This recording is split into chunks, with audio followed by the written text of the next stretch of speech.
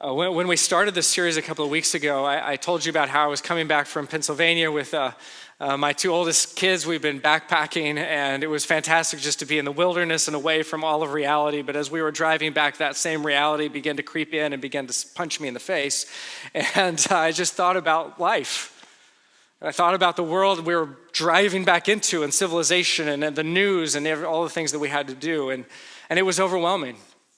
And I found myself driving and began to think just like, what are we really supposed to do in a world like this? What can we really do in a world that this messed up, this complex? And it's not the world. You know, we talk about the world, it's sort of this abstract term, but it's people. People are complex. People are messy. What do we do with people like me and like you? And because people are messy and complex, then the problems that we're facing, there are no simple and easy answers. And anyone tells you that they're either selling something or they're naive. Okay, the world is complex and messy, and I just found myself thinking, like, what can we do really to move the needle, to make even a bit of difference in this world that we live in? And the thought that sort of crept into my mind was, do what you can. Because as Christians, as followers of Jesus, even when everything seems very overwhelming and even when we don't know specifically in some instances what to do and we don't know how to make sense of all the things that are the complexities of life and all the ethical dilemmas that we're seeing in our world today and all the questions, all of it, as believers, as followers of Jesus, there is always at least one step that we can take, and that is to love. Because that's our brand, right? It's the Geico commercial. If you're a follower of Jesus, you love people. That's what you do. But I think one of the challenges as we talk about loving other people is that we don't always know what that looks like. We're not always sure what those steps entail and how to do that in a way that they actually feel loved. And I think part of the struggle is that for many of us, we've rarely experienced that kind of love in our own lives. And maybe we had people who were obligated to love us along the way, but even that never really felt all that loving. And so we can wonder, like, how should we love? What does that look like? What does that mean? And that uncertainty can lead to almost a paralysis where we're not entirely sure how to love other people. I mean, we can wish them well. We can send out our good intentions and good vibes. I feel loving towards other people, but that's as far as it goes. And I think that part of the problem is that we've really been conditioned, and it didn't take much because we were already inclined this way, let's be honest, to think that all of life is really about ourselves. I mean, you're here for me, right? Right? I mean, you're just part of the play in my life. Like, I'm the main character and you're here to serve me. And we all think that. And so when it comes to loving other people, we sort of have this assumption, this expectation that loving other people should serve me. That loving other people should fit into my schedule. It should be convenient for me. It should fit my agenda and my priorities. But that's not how love works. You can't love people on your own terms and call it love. You're really just serving yourself, which means you're really just loving yourself. You're not actually loving them. I remember when Carrie and I, we were going to first have kids, and we were pregnant with our first, and we'd have these conversations about what life was going to be like after we had kids, as though we had any clue. And we would talk about how we were gonna be like those other parents, those schmucks who let the kids dictate their lives. Like we were gonna sort of elevate parenting to a whole new level where we were gonna bring this child into our life, and he was gonna fit our schedule and our priorities because we didn't want to give up our lives. We liked our life. You know, we didn't want to give up spending evenings out with friends and doing the things that we wanted to do, and so we were just gonna bring him along. How hard could it be? And then we had our first, and he ruined our lives. And of course, immediately, all of your life gets redirected to care for this child. Like you have no choice. You have to keep this baby alive. And so here you are, and everything becomes centered around this child, and that becomes the whole purpose of your existence, it feels like. I mean, forget your schedule, forget your agenda, forget your priority. There is only one priority: keep the child alive. That's it. And of course, you also, you love that child. I mean, you love them more than you thought it was possible to love anyone or anything. I mean, you love them more. It's just unfathomable. You can't even put it into words, but I gotta be honest, loving feelings is not enough to raise a child. I mean, you can start off just, you're just looking at them and you're gazing into their beautiful little faces because they look like you. That's why you think they're beautiful.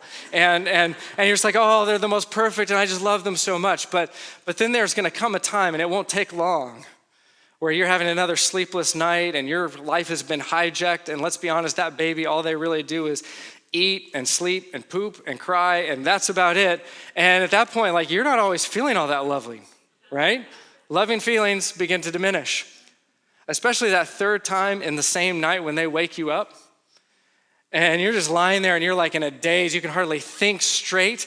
And you're like, wow, if I could I just want to just feel loving towards them. That should be enough, right? If I can just, send my positive love to that crying child's direction, that would be enough, right? If I just, that's all it takes to love them. I'm just gonna lie here and then roll over, and I'm just loving them. But see, love, in the middle of the night, the child with the dirty diaper, it's not good, fuzzy, warm feelings. No, love is getting yourself out of bed, dragging yourself across the room, and changing a dirty diaper. That's love. That's love. And this is why for so many of us, it's not until we enter into some sort of a relationship where we have to care for somebody. When you get married and you pledge your life to that other person, you make those vows till death do you part, sickness and in health. And then you begin to go through actually some of those hard things, and you're caring for them, that you begin to understand the real nature of love. It's when you become a parent and you have to care for that child in the middle of the night with a dirty diaper and a colic, right? Those are the times when you start to realize what love really costs. It's when your parent gets to a stage where you have to care for them. You begin to realize what love really costs, because the greatest expression of love isn't just in what you feel, it's in what you do. There's a moment in Luke's gospel where Luke tells us about this expert in the law, this lawyer. And in Jesus' context, this is someone who would have been a religious expert. They lived according to God's law. God's law was the basis for all of the law in society. And so this is a religious expert. He is a lawyer, an expert in the law. And he comes to Jesus to question him first about the nature of the law, but actually the conversation shifts. And it becomes a question about love. In Luke 10, verse 25, Luke tells us this. On one occasion, an expert in the law stood up to test Jesus. Teacher, he asked, what must I do to inherit eternal life? What is written in the law, he replied. How do you read it? Love the Lord your God, he answered, with all your heart, with all your soul, and with all your strength, and with all your mind, and love your neighbor as yourself. You've answered correctly, Jesus replied. Do this and you will live. So in first century Jewish society, this kind of conversation was not that unusual, and it would often take place in public. You would have these religious scholars, these religious leaders stand up, and they would debate different aspects, finer points of the law. And Jesus, even though he has no formal training or teaching or education, he is known as an expert. He is known as an incredible teacher. People are coming from miles around, thousands of people gathering to follow Jesus, to hear him teach. And on top of that, he's performing all of these miracles. But the reason that the religious establishment and those religious elites, like the Pharisees, they don't really like Jesus very much, it's not because of the miracles, it's because of his teaching. Because they saw Jesus as something of a renegade, right? He was a threat to the establishment that they had created, the order that they had created. Because while they like to use the law to prop themselves up, to control people, to let everybody know what the rules are, and by the way, they got to tell you what the rules were and how to follow them, and maintain their own authority and distance from that, and tell you how you could please God. They were in control of all those things. Jesus always looked for ways to elevate other people.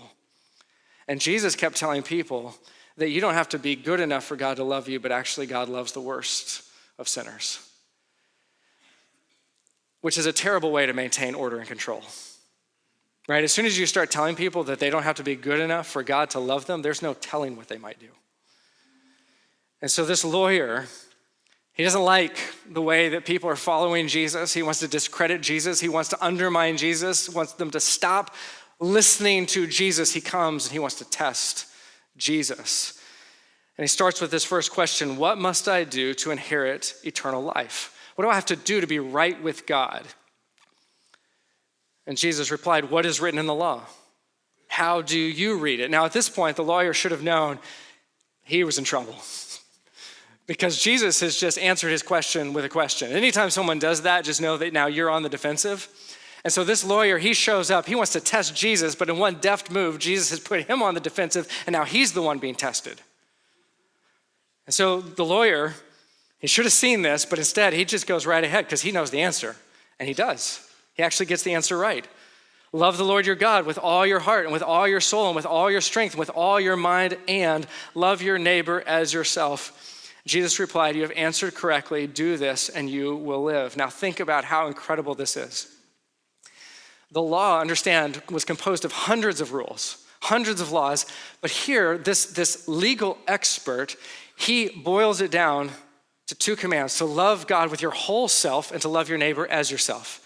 And Jesus says, you got it. Gold star, look at you. Well done. But this is so incredible because Jesus has just confirmed once and for all that the spirit of the law, which is love, outweighs the letter of the law. That you can have the letter of the law, but without the spirit, you actually lose it. Right? It doesn't mean what it's supposed to mean. As soon as you lose the love for God and love for other people, as soon as you lose that relational dynamic, the law is gutted, it's empty, it's hollow. Like that's the spirit of the law. And without it, the law, it's empty. It's not accomplishing what it's supposed to accomplish. See, if you've ever experienced somebody who's really good at keeping the rules and really good at letting you know what rules you should keep, but they don't have love, you know how devastating that can be. Right? That person, they're like a wrecking ball in your life. No compassion, no empathy. Some of the most destructive people you will ever encounter in your life are people who are very good at being good. And they use their morality like a cudgel to beat you into submission. And some of you have encountered people like that who have tried to bludgeon you into their morality to be good when all you wanted was to feel loved. But they weren't offering love, they were only offering judgment. And what that doesn't mean is that it doesn't matter if you're good. It doesn't mean that you shouldn't be moral, right? But what Jesus is saying here, we have to be so clear. This is so important. The morality is actually an outcome of love. Morality is actually a symptom of being in this loving relationship with God. See, it's not that being good doesn't matter. The problem is that we misunderstand the value of being good, what being moral is actually for. And so to be moral, the way we tend to think of it is if I can be good enough, then God will love me. If I can be good enough, then I can keep God on my good side. And so being good enough is actually our way of manipulating God to make sure that he keeps smiling our direction. But to be moral, to be good, really is simply another way of saying to live the kind of life you were created to live. Because you were created with a particular design. You were created to live some ways and not others. See, you were not created to be a cat or a Bengal tiger or a gorilla or a tree or a flower. You weren't created, that's not your design. Those things, for them to be what they were created to be, means for them to live in alignment with their design. But we were created and designed to be human. That's our design, that's our intended purpose. To be moral is to bring your life into alignment with who God has created you to be, with God's design for you as a human being. Morality is a symptom then of being whole, of being wholly human. Unfortunately, Christians, we tend to focus on being good instead of being whole because it's a lot easier to focus on being good than being whole. But being whole is where you find life. It's being whole that you encounter God. and it's encountering God that brings wholeness.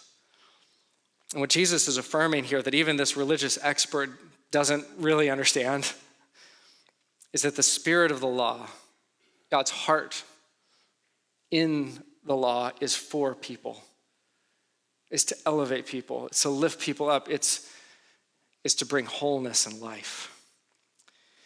But notice that even though Jesus agreed with him, this isn't really the answer that he was looking for, because Jesus has just treated him like he's a student at a school, right? He's just treated him like he's a kindergartner, right? So he thought he was going to walk into this conversation, he was going to debate Jesus and then make Jesus look bad, and Jesus says, no, you get the right answer. Gold star, good for you. Well done.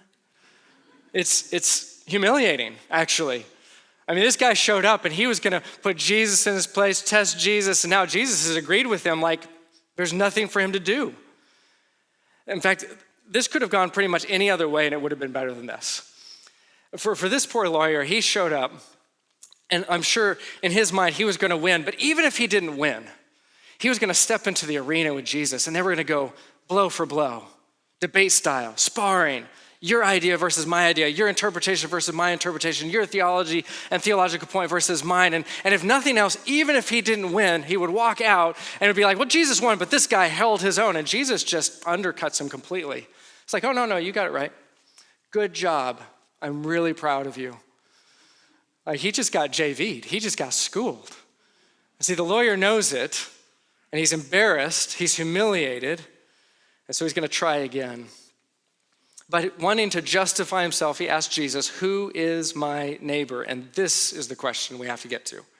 This is the question that gets to the heart of the issue. It gets to the very nature of love. Because at a surface level, he's asking, who is my neighbor? And this is a really important question, right? He wants to know, who is my neighbor? Who's the person that I actually have a responsibility that I'm obligated to love? Like, who fills into that category? Jesus explained that to me, but at another level, even deeper level, he's also asking, how should I love? What does it mean to love? What's the nature of love? See, if I love, or if he was to love somebody that he thinks he should love, right? He's got category, doesn't he? He's got people he should love, people he shouldn't love. People he should love, they keep the rules. And people who keep the rules are easy to love. People that fit all of his categories, who live the way he wants them to live, man, that's convenient to love them. It's easy to love them. That's no problem. So in asking, who do I love, he's also asking in a subtle way, and the implication here is, but then how would I love these people? Because if they don't fit those categories, I have to love them in a different way. And I don't want to love them a different way. I want to love them the way that I want to love them. So for example, in every society, there's parameters that create expectations around not only who we love, but how we love the people that we love. So if you are married, you have an obligation to love your spouse. And there's an understanding generally of what that should look like, of how you should love them through sickness and health, rich and poor, right? Those are the expectations that we create. Now, whether we live up to them, that's a whole nother conversation. I'm just talking about what is the assumption, the general agreed upon expectation within that relationship. If you're a parent with a child, there is an obligation that you have, an expectation that we all sort of generally in society agree with, that you should love your child in a very particular way, by caring for their needs, giving them the things that they need for education, for clothing, for food, all of those things. But as soon as you step out of those types of relationships, where it's sort of understood, there's an obligation that you have, what then? Like, who are you supposed to love outside of those relationships? Right? This is the who is my neighbor question. Like, who should I love, but also to what extent should I love them? Like, what does it mean to love somebody who's not my child, not in my family? I don't have a close relationship. What does it look like? Like, how far do I have to go to love them? Is it enough that I just text them a heart emoji with some prayer hands? You know, is it enough that on their social media feed I put thoughts and prayers? Because if that's the case, man, I can love so many people, right? I mean, I've got hundreds of Facebook friends. I can love them all. Just send out positive vibes and the occasional positive post. Is that what we're talking about? Or is it something more? Because as soon as you move from the people that is convenient and easy to love into people who are outside those obligatory relationships, who actually have needs and actually have hurts, like that's a whole nother ball game. And see, for this lawyer, he's asking, who do I have to love? Because clearly there's people he does not think he needs to love.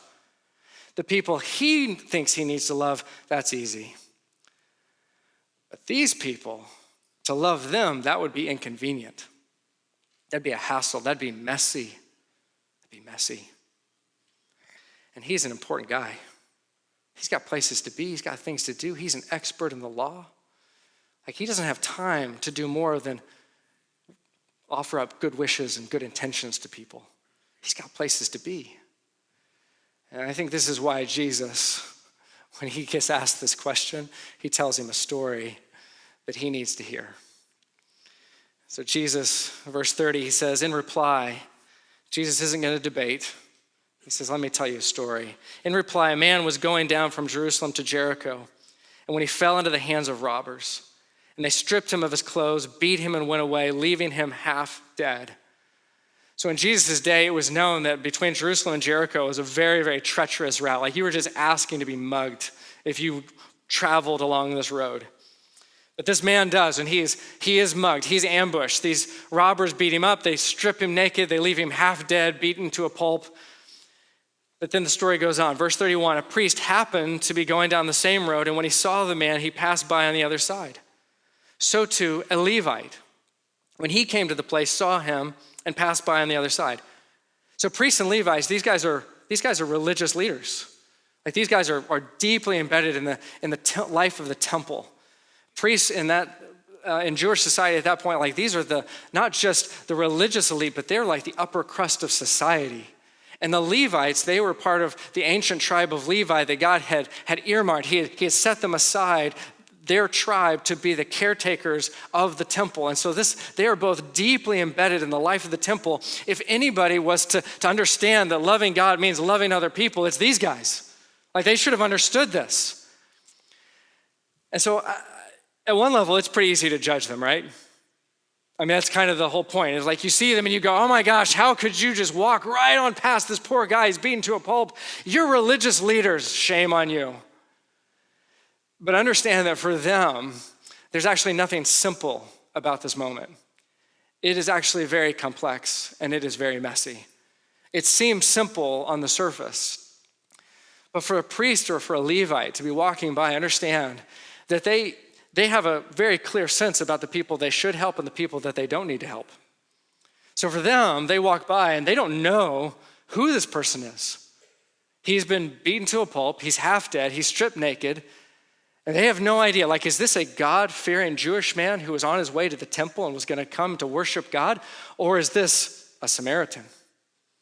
Is this somebody you should not really have anything to do with? Like, is this somebody who falls outside of those categories of who we should love? Or is he somebody that I should love? Like, I'm not really sure. And not only that, but they don't know if he's alive or dead. Right? You can just imagine he's lying there, he's bloodied up. They don't want to get too close, because if he's dead and they touch him, now they're ceremonially unclean. Which means when they go to the temple, they actually can't perform the responsibilities and services they have. They actually have to go into a period of ritualistic purifying themselves before they can serve again. And during that time, they can't do the very tasks that they are responsible for doing, including receiving the tithes. There's money involved. And before you get too judgmental and think, oh, they just care about the money for themselves, that money was the money that they would also use to serve the poor in their community. See, there's layers to this. This is messy. This is complex. And you can imagine for them, I mean, these are serious considerations that they walk by, and they might have, with the best of intentions, been like, man, I would love to help this guy, but.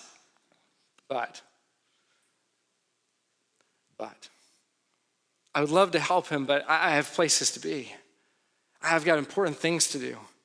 If I was to touch him and it turns out he's dead, think of other people and what might happen to them, and I can't serve the way I'm supposed to serve, and I want to help, but I just don't know if I can. I want to help, but I just can't take the chance. So you pass on by. Have you ever talked yourself out of doing the right thing? You know what's so interesting about how our brains work is that our brains are so good at negotiating with our consciences about what we should do and what we ought to do that we can talk ourselves out of doing the right thing and never even know it. We can come up with all sorts of justifications that are so persuasive that we can let ourselves off the hook. We can give ourselves a pass and look back and feel completely guilt-free. All right, just one trick that our minds like to play on us is what we would have done if things were just a little different. You ever play that game? I would have done the right thing, but there was this one piece that was just inconvenient. It didn't really fit my timing. It didn't quite fit my schedule. I just couldn't. I would have. And because I would have, under slightly different circumstances, I can give myself credit for what I would have done instead of what I did. Because you should have seen me. If I would have been so heroic. I would have been so kind and compassionate. If only I would have, but it just wasn't the right time. It wasn't the right moment. I thought it might be, but then when I looked a little closer, I realized it just wasn't. Not the right moment. But see, life is nothing more than a series of moments strung together. How do you know that that moment isn't your moment? How do you know that that moment isn't a moment that God has given you to make a difference in the life of someone else? How do you know? See, the people who have the greatest impact in the world are people who seize those moments, who see those moments and see within those moments what nobody else sees. They're willing and have the courage to step out of their routine, to step out of what's convenient, to step out of the status quo because they see within the moment the possibility of what could be. See, the people who impact the world are people who care too much to simply let the moment pass by. A priest happened to be going down the same road, and when he saw the man in that moment, he passed by on the other side. So too a Levite, when he came to the place, saw him and passed by on the other side. But a Samaritan, as he traveled, came where the man was, and when he saw him, he took pity on him. He went to him and bandaged his wounds, pouring on oil and wine. Then he put the man on his own donkey, took him to an inn, and took care of him. And the next day he took out 2 silver coins and gave them to the innkeeper. Look after him, he said, and when I return, I will reimburse you for any extra expense you may have. For Jesus' audience, this is the twist that they never saw coming. I mean, this is mind-blowing for them because Jews and Samaritans, they hated each other. And for Jews, Samaritans, they were half-breeds, they were impure, they were less than human, and they were hated by God. But by making a Samaritan the hero of the story, Jesus was turning the whole conversation on its head. He was turning the whole question upside down. He says, you're not asking the right question. The question isn't, who is my neighbor? The question is, am I a neighbor? Am I someone who sees people in their need, who sees them when they're hurting, and passes by? Or am I somebody who, when I see someone in need, when I see someone struggling, when I see someone hurting, when I see someone who just needs an ear to listen and a shoulder to cry on, when I see someone, do I go? And do I serve them? Do I love them? Do I care for them? Am I a neighbor, or am I just fooling myself? Which of these, Jesus asked, do you think was a neighbor to the man who fell into the hands of robbers? And the expert in the law replied, the one who had mercy on him. Jesus told him, go and do likewise, because that's what love does. Love takes the initiative. Love doesn't wait until it's convenient or for a more opportune time. Love acts. James is one of my favorite writers in the New Testament because he tends to put things in a very pointed way.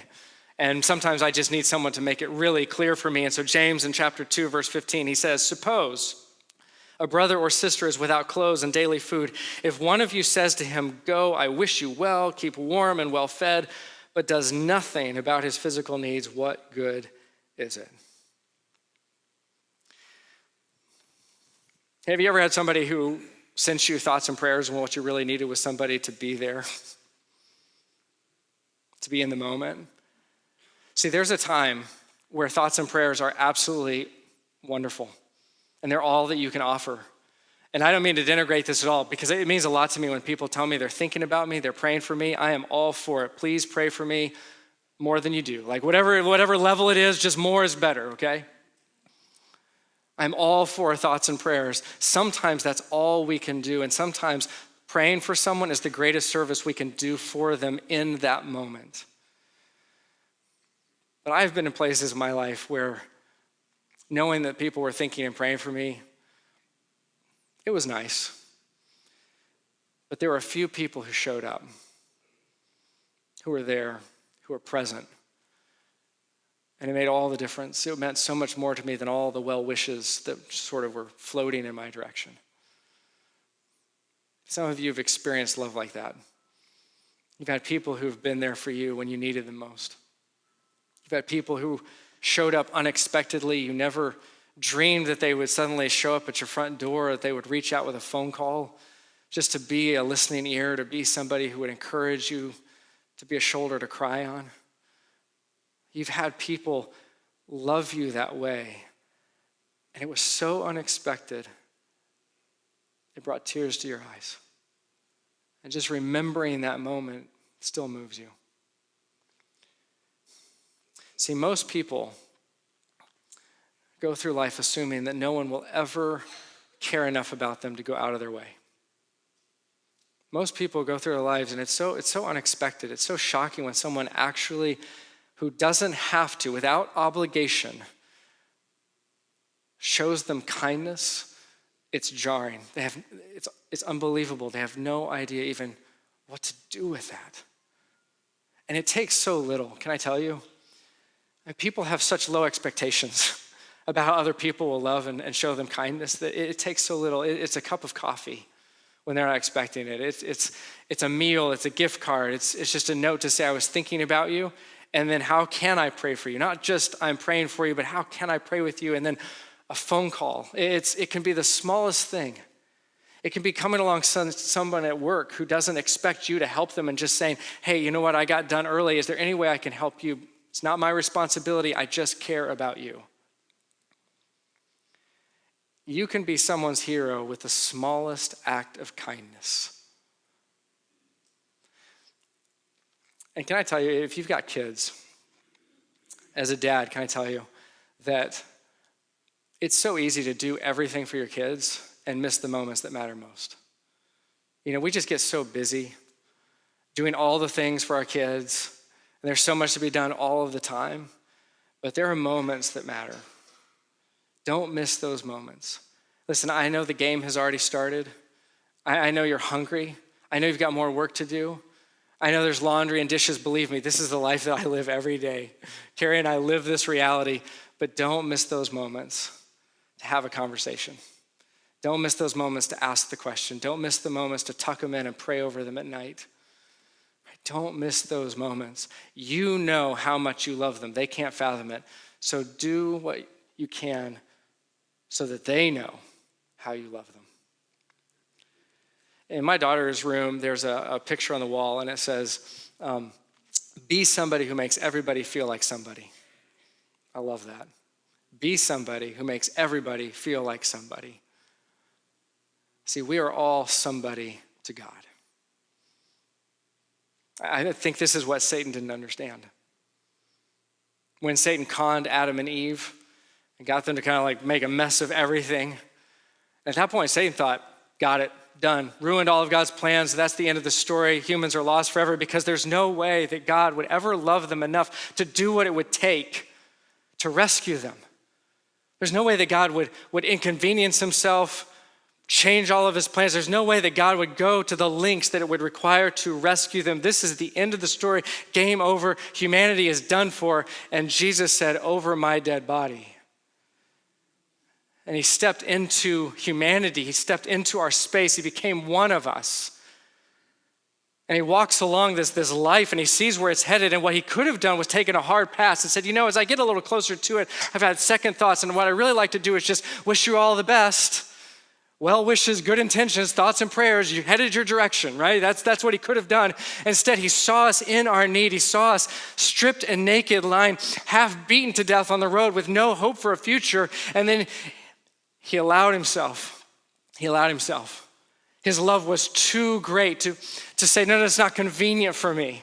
Oh, no, this doesn't fit in with my priorities or my agenda. He allowed himself to take our place, to be beaten half to death, to be stripped naked and then nailed on a cross so that we could be saved, so that we could have life.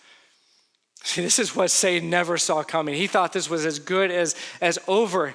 He did not understand that God could love us like this. For him, God, how could you possibly love these little nothings, these little creatures, these little nobodies like that?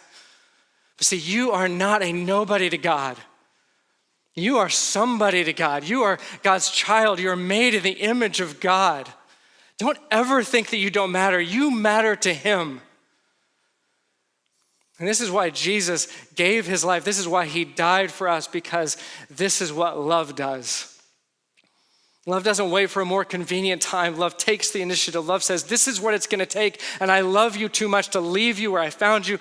And this is what Jesus does, because this is who God is. God is love in action. And when we love other people in action, we look like him. Maybe you're here this morning and you're not sure what God thinks of you. Maybe you look at your life and think, I haven't kept all the rules. I haven't been good enough for God to love me. Let me set the record straight. Let me correct you on this.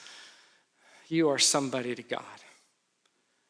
He loves you more than you could possibly fathom. And he didn't just send good wishes your way. If you want to know how God loves you, look at the cross. That God sent his only son, Jesus, and Jesus willingly gave his life to come and to be nailed to a cross, to endure humiliation, excruciating pain, death itself, to be separated from the Father in order to take on all the sins of humanity so that you could be saved. That's how he loves you. He didn't do it because you're good enough. He did it because he loves you. He couldn't bear the thought of losing you. You are somebody to God. And if you have never stepped into that relationship with him, I want you to know that he is just waiting for you. He's not holding you at arm's distance. If anything, it's the other way around. He's waiting for you to lower your defenses. He's waiting for you to stop pushing him away. He's waiting for you to let him come close and to wrap his arms around you. So if you're here this morning and you want to know that you are somebody, listen, you are. And if you want to step into this kind of relationship with God, that I'm telling you, it will change your life.